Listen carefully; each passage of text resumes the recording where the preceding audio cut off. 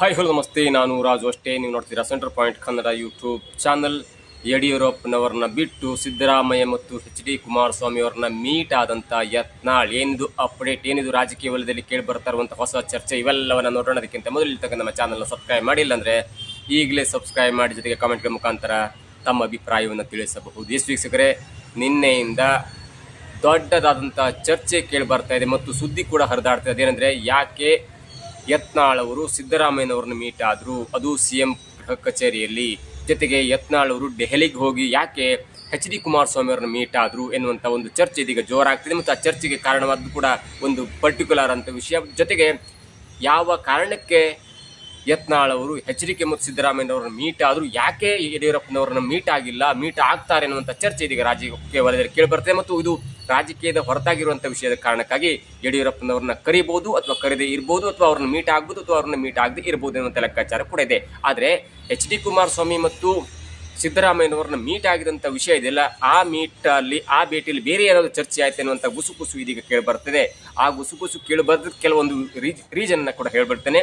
ಈಗ ಕರ್ನಾಟಕದಲ್ಲಿ CM ಈ ಫೈಟ್ ಇದೆಯಲ್ಲ, ತನಗೆ ಬೇಕು, ತಾನು ಇರಬೇಕು ಮತ್ತು ತನಗೆ ಬೇಕು ಎನ್ನುವಂಥ ಈ ಚರ್ಚೆ ಗೊಂದಲ ಇದೆಯಲ್ಲ, ಅದು ತಾರಕಕ್ಕೇರಿದೆ. ಮತ್ತು ಸಿದ್ದರಾಮಯ್ಯನವರು ತಮ್ಮ CM ಪಟ್ಟವನ್ನು ಬಿಟ್ಟುಕೊಡಲು ರೆಡಿಯಾಗಿದ್ರು ಕೂಡ ಹೈಕಮಾಂಡ್ ಯಾಕೋ, ಅಂದರೆ ರಾಹುಲ್ ಗಾಂಧಿ, ಖರ್ಗೆ ಮತ್ತು ಸೋನಿಯಾ ಗಾಂಧಿ ಯಾಕೋ DK ಶಿವಕುಮಾರ್ ಅವರಿಗೆ ಸಡನ್ ಆಗಿ ಇದೀಗಲೇ CM ಪಟ್ಟವನ್ನು ಕೊಡಲಿಕ್ಕೆ ರೆಡಿ ಇಲ್ಲ. ಅದಕ್ಕೆ ಬೇರೆ ಆದಂಥ ಕಾರಣ ಇದೆ. ಪಂಚರಾಜ್ಯಗಳ ಚುನಾವಣೆ ಇದೆ, ಅಥವಾ DK ಶಿವಕುಮಾರ್ ಅವರನ್ನ CM ಪಟ್ಟದಲ್ಲಿ ಕೂರಿಸೋದು ಪರೋಕ್ಷವಾಗಿ BJPಗೆ ಲಾಭ ಆಗುತ್ತೆ ಅನ್ನುವಂಥ ಚರ್ಚೆ ಕೂಡ ಕೇಳಿ ಬರುತ್ತದೆ. ಹಾಗಾಗಿ ಸಿದ್ದರಾಮಯ್ಯನವರು ಕೊಡ್ಲಿಕ್ಕೆ ರೆಡಿ ಇದ್ದಾರೆ, DK ಶಿವಕುಮಾರ್ ಅವರು ಬಿಡ್ಲಿಕ್ಕೆ ರೆಡಿ ಇಲ್ಲ. ಜೊತೆಗೆ ರಾಹುಲ್ ಗಾಂಧಿ, ಖರ್ಗೆ ಅವರಿಗೆ ಕೊಡ್ಲಿಕ್ಕೆ ಮನಸ್ಸಿಲ್ಲ. ಆದಷ್ಟು ದಿನ ತಳ್ಳುವಂಥ ವಿಚಾರ ಇದೆ. ಈ ಮಧ್ಯೆ ದೊಡ್ಡದಂಥ ಗೊಂದಲದ ನಡುವೆ ಇದೀಗ ಯತ್ನಾಳ್ ಅವರು ಕೆಲ ದಿನಗಳ ಹಿಂದೆ ಕುಮಾರಸ್ವಾಮಿ ಅವರನ್ನು ಕೂಡ ಬಸವರಾಜ ಬೊಮ್ಮಾಯಿ ಅವರ ಮನೆಯ ಒಂದು ಮದುವೆ ಕಾರ್ಯಕ್ರಮದಲ್ಲಿ 15 ನಿಮಿಷಗಳಕ್ಕೂ ಹೆಚ್ಚು ಕಾಲ HD ಕುಮಾರಸ್ವಾಮಿ ಮತ್ತು ಅವರ ಮಗನಂತ ನಿಖಿಲ್ ಅವರನ್ನ ಮೀಟ್ ಆಗಿದ್ರು. ಮತ್ತು ಆ ಮೀಟ್ ಆದ ನಂತರ ಎಲ್ಲೋ ಒಂದು ಕಡೆ JDS ಸೇರ್ಬಿಡ್ತಾರೆ.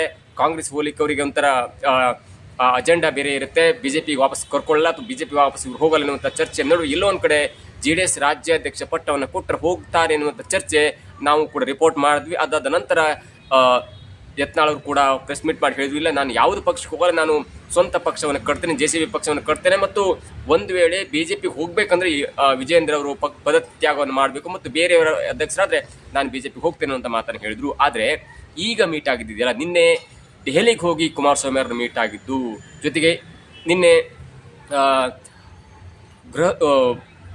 ಸಿದ್ದರಾಮಯ್ಯನವ್ರನ್ನ ಅವರ ಗೃಹ ಕಚೇರಿಯಲ್ಲಿ ಮೀಟ್ ಆಗಿದ್ದು, CM ನಿವಾಸದಲ್ಲಿ ಮೀಟ್ ಆಗೋದಿದೆಯಲ್ಲ, ಇದು ದೊಡ್ಡ ಚರ್ಚೆಗೆ ಕಾರಣವಾಗದಿದ್ದರೂ ಕೂಡ, ಕಾರಣವಾಗಬೇಕಾದ ವಿಷಯ ಅಲ್ಲದಿದ್ದರೂ ಕೂಡ ಅಲ್ಲಿ ಬೇರೆ ಏನಾದರೂ ಚರ್ಚೆ ಆಯ್ತಾ? ಯಾಕಂದರೆ ಕುಮಾರಸ್ವಾಮಿ ಅವರು JDS ಪಕ್ಷಕ್ಕೆ ಹೋಗಿ ಮತ್ತು ವಾಪಸ್ ಬಂದಂಥವ್ರು, BJPಯಿಂದ ಹೋಗಿ ಮತ್ತು ವಾಪಸ್ ಬಂದಂಥವ್ರು. ಆದರೆ JDSನ ಅಧ್ಯಕ್ಷರನ್ನ ಯಾಕೆ ಮೀಟ್ ಆದರು?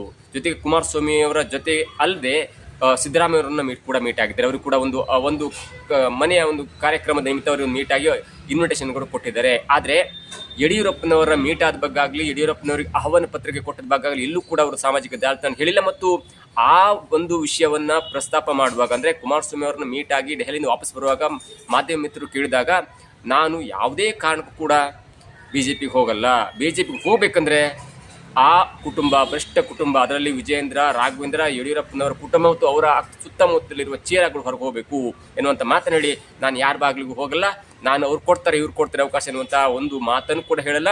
ಜೊತೆಗೆ ಆ ಅವಕಾಶಕ್ಕೂ ಕೂಡ ನಾನು ಕಾಯ್ದು ಕೂತ್ಕೊಳ್ಳಲ್ಲ. 2028ಕ್ಕೆ ನಮ್ಮ JCB ಪಕ್ಷದಿಂದ ಚುನಾವಣೆ ಆಗುತ್ತೆ ಮತ್ತು ನಾನೇ ಮುಖ್ಯಮಂತ್ರಿ ಆಗ್ತೇನೆ ಎನ್ನುವಂಥ ಮಾತನ್ನು ಹೇಳಿದ್ದಾರೆ. ಇಲ್ಲಿ ಪ್ರಮುಖವಾದಂಥ ವಿಷಯ ಅಂದರೆ, ಯಡಿಯೂರಪ್ಪನವ್ರನ್ನ ಬಿಟ್ಟು HDK ಮತ್ತು ಸಿದ್ದರಾಮಯ್ಯನವ್ರನ್ನ ಮೀಟ್ ಆದಂಥ ಯತ್ನಾಳ್, ಆ ವಿಷಯಕ್ಕೆ ಬರೋದಾದರೆ, ಯತ್ನಾಳ್ ಅವರ ಮಗನಾದಂಥ ಶ್ರೀರಾಮ್ ಅಂದರೆ ರಾಮನಗೌಡ ಬಸವನಗೌಡ ಪಾಟೀಲ್ ಯತ್ನಾಳ್ ಅವರ ಒಂದು ಮದುವೆ ಇದೆ. ಅಂದರೆ ಯತ್ನಾಳ್ ಅವರ ಮಗ ಆದಂಥ ರಾಮನಗೌಡ ಅವರ ಮದುವೆ ಇದೆ. ಆ ಮದುವೆಯ ಕಾರ್ಯಕ್ರಮಕ್ಕೆ HDK ಅವರನ್ನು ದೆಹಲಿಯಲ್ಲಿ ಮೀಟಾಗಿ ಒಂದು ಆಮಂತ್ರಣ ಪತ್ರಿಕೆಯನ್ನು ಕೊಟ್ಟು ಇದೀಗ ಅವರ ಮದುವೆಗೆ ಆಹ್ವಾನವನ್ನು ಮಾಡಿದ್ದಾರೆ. ಅದೇ ರೀತಿಯಲ್ಲಿ ಸಿದ್ದರಾಮಯ್ಯನವ್ರನ್ನ ಗೃಹ ಕಚೇರಿಗೆ ಹೋಗಿ ಅಲ್ಲೂ ಕೂಡ ಸಿದ್ದರಾಮಯ್ಯನವರಿಗೆ ಆಹ್ವಾನ ಪತ್ರಿಕೆಯನ್ನು ಕೊಟ್ಟು ತನ್ನ ಮಗನಾದಂಥ ರಾಮನಗೌಡ ಅವರ ಮದುವೆಗೆ ಬರಬೇಕೆನ್ನುವಂಥ ಆಹ್ವಾನ ಪತ್ರಿಕೆಯನ್ನು ಕೊಟ್ಟಿದ್ದಾರೆ. ಮತ್ತು ಅವ್ರು ಹೇಳಿದರೆ, ನನಗೆ ಬೇಕಾದಂಥ ಕೆಲವು ವ್ಯಕ್ತಿಗಳಿಗೆ ಮಾತ್ರ ನಾನು ಆಹ್ವಾನ ಪತ್ರಿಕೆಯನ್ನು ಕೊಡ್ತೇನೆ ಎನ್ನುವಂಥ ಮಾತನ್ನು ಹೇಳಿದ್ದಾರೆ. ಹೊರತು ಆ ಎರಡೂ ಫೋಟೋಗಳನ್ನು ತಮ್ಮ ಸಾಮಾಜಿಕ ಜಾಲತಾಣಕ್ಕೆ ಹಾಕ್ಕೊಂಡು ನಾನು ಇಂಥ ಕಾರಣಕ್ಕೆ ಹೋಗಿದ್ದೇನೆ ಅಂತ ಸ್ಪಷ್ಟನೆಯನ್ನು ಕೂಡ ಕೊಟ್ಟಿದ್ದಾರೆ. ಆದರೆ